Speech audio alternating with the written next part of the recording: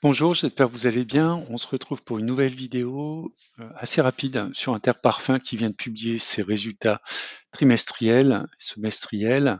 Donc on fait un point sur la stratégie sur Interparfum qui est une ligne de mon portefeuille PEA.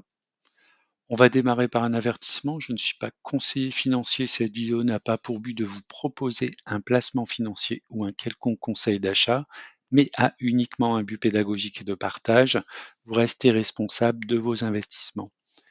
Alors effectivement, un communiqué financier, donc le chiffre d'affaires du deuxième trimestre 2024 pour Interparfum, 210 millions d'euros en croissance de 16%. Donc ça, c'est plutôt positif. Et ensuite, on a deux tableaux donc qui fait un bilan à la fois de la répartition du chiffre d'affaires par marque et également par zone géographique. Donc on voit que au niveau des marques, on a plutôt une stabilité sur l'ensemble des marques avec une très belle dynamique, notamment liée au relancement des parfums de la marque Lacoste.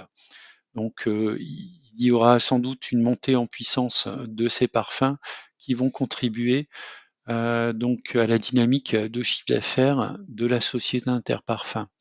Ensuite, ce que j'ai noté également en deuxième point, c'est la répartition par zone géographique qui est plutôt assez homogène, donc avec une très belle dynamique sur l'Amérique du Sud, plus 20%, l'Amérique du Nord qui tient bien et qui consolide donc à 142 millions d'euros, donc plus 2%, et qui est, on va dire, à peu près 40% du chiffre d'affaires, et une très bonne dynamique également en France, puisque le chiffre d'affaires du premier semestre a été de 28 millions d'euros, comparé aux 21 millions du premier semestre 2023, donc une progression de 35%, qui est plutôt positif.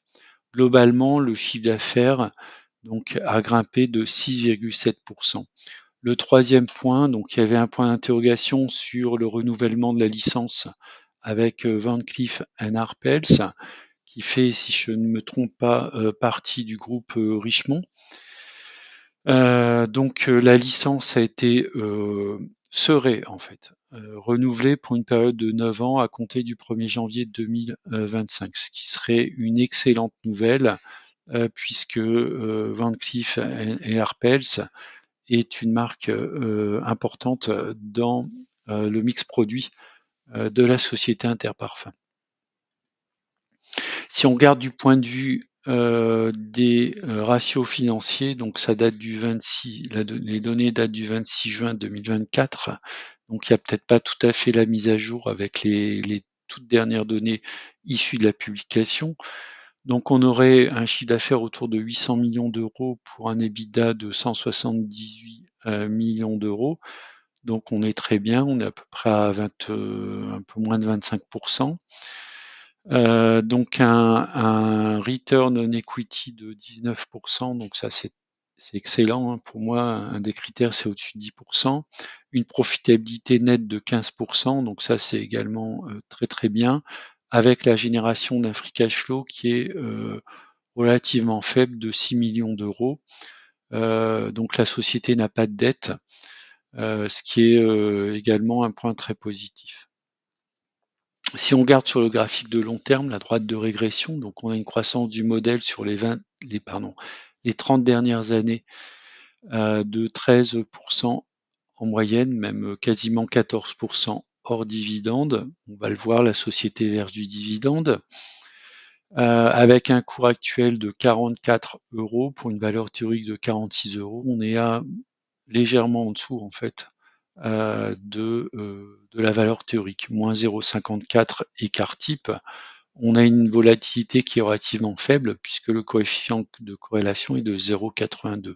Donc pour moi, c'est typiquement une société mid-market à mettre en fonds de portefeuille. Alors, je suis pas sûr qu'elle soit éligible au PEA-PME, en tout cas elle est éligible au PEA, ce qui peut être pour moi une société à conserver au moins en fonds de portefeuille, quitte à faire du swing trading sur une partie euh, en allègement, notamment lorsqu'on va passer les 1 écart type, hein. On voit en fait historiquement, lorsqu'elle était entre 1 et 2 écarts type, ensuite elle a connu des corrections. Donc ça s'est vérifié plusieurs fois.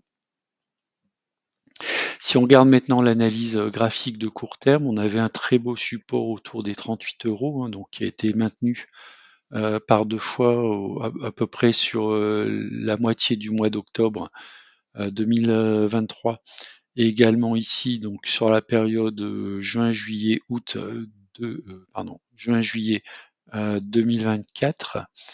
Donc avec la publication des résultats, l'action repart vers la hausse. Alors attention néanmoins, on peut voir ici qu'on a une première résistance qui est la moyenne mobile à 34 périodes, autour des 45 €. Puis ensuite, on va se retrouver sur une résistance assez forte, entre 48 et 50 €. Si on arrive à la passer, on aura une deuxième résistance autour des 56 €, puis un retour sur les plus hauts autour des 60-62 €, qui correspond peu ou prou au plus 1 sigma. Alors, position et stratégie sur Interparfums. Donc, je possède 53 actions Interparfums pour un PRU de 44,68 €, donc ce qui est à peu près hein, le cours actuel et puis à peu près la valeur théorique. Vous savez que pour moi, l'idéal, en fait, c'est d'avoir un PRU inférieur à moins 1 sigma. Donc, ce sera avoir un PRU inférieur à 33 €. Bon, avec la croissance de l'action, dans quelques années, on y sera en fait. Donc le poids de Interparfums dans mon portefeuille, c'est 2%. Si on regarde maintenant du point de vue des dividendes, on a un dividende bien sûr qui est versé régulièrement, à part l'année 2020 où il a été relativement faible, mais on est quand même en croissance du dividende relativement rapide puisque le dividende croît de 20% par an sur les 10 dernières années.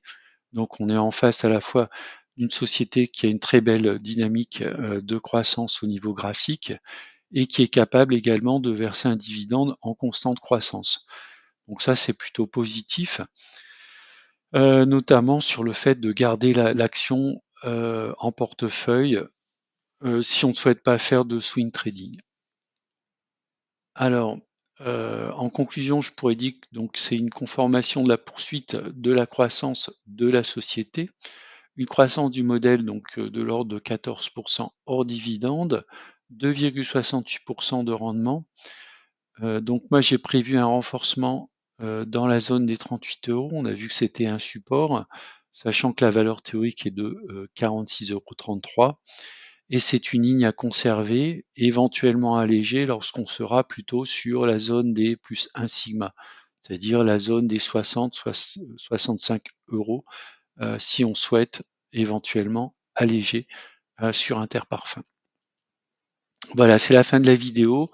Je vous remercie de l'avoir regardé. N'hésitez pas à mettre un commentaire si vous souhaitez.